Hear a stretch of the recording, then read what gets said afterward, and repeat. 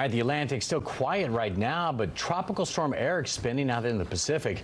This one's off the coast of Mexico, and you're like, Eric, wait, seems like a lot of storms out there so far. And that's true. Noah Bergman back with us right now. Yeah, Noah, the Pacific has not gotten an E-name storm this soon in more than 30 years. Wow. Yeah, you might remember last year how early it was in the Atlantic. Remember, right? It was actually about this week we had Beryl was a Cat 5 in the Caribbean. And this year, it's the exact opposite. It's dead quiet in the Atlantic, and it's very active in the East Pacific. That is what happens. You know, oftentimes they're opposite, but we really can't take a lot from one to the other. There's the tropical satellite tonight in the East Pacific. Very robust area of convection. You can see that off the coast of Mexico. It is a strengthening system tonight that is potentially going to be the first major hurricane ever hit Mexico in the month of June. So here it is tonight from the Hurricane Center. 60-mile-an-hour sustained winds, northwest at 7. Pressure is now down below 1,000 millibars. There's the sensor of circulation. A lot of convection on the southwest side of Erick. It's the earliest E-name storm in the East Pacific since 1994. Here is the latest forecast cone in from the Hurricane Center. A lot of tourist areas here. If you're a traveler frequently to Mexico, these are some heavily visited from American tourists. Beaches right in here. If you've been there, you know. And they're potentially going to get hit very hard from a Category 2 hurricane Thursday with sustained winds 110.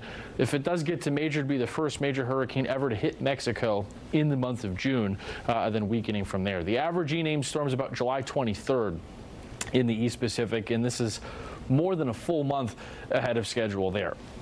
Meanwhile, in the Atlantic, it's dead quiet, and it's going to stay quiet.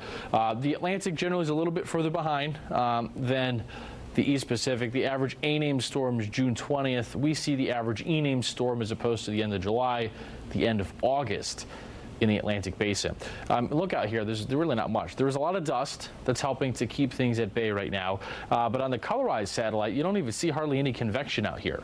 And look how quiet the deep tropics are. You know, that's not unprecedented. This area here doesn't really get active normally until August, late July or August, but even in the Caribbean, there's not much to speak of as of right now. Now, something tropically that is impacting our weather is this dry air from Africa that has made it into east central Florida the last few days, keeping down the rain chances to some extent. But the furthest west that goes is about the I-4 corridor. And just west of that dry, dusty plume, we've got some thunderstorms that are blowing up this evening with a late day collision of the east and the west coast sea breeze. We've showed that graphic a lot, where the storms this week focused primarily again on the western side of the state. A few light showers you might have seen in that live shot we had from the airport a few minutes ago. It was raining pretty good. That moderate showers up now near the Conway area.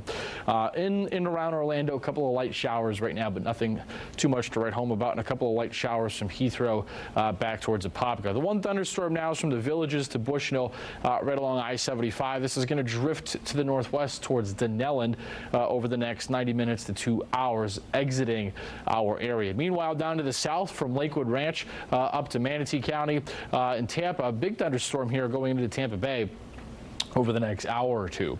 All right, so here's the future cast heading into your day tomorrow for Wednesday. A blend of cloud and sun. Now notice the rain chances. Here's 3:30, 6:30. They're not a lot.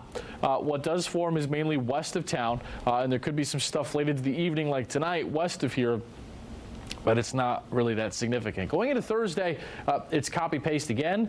Maybe a few thunder showers, 5, 6. Again, west of town, especially the Tampa area, some storms for Thursday.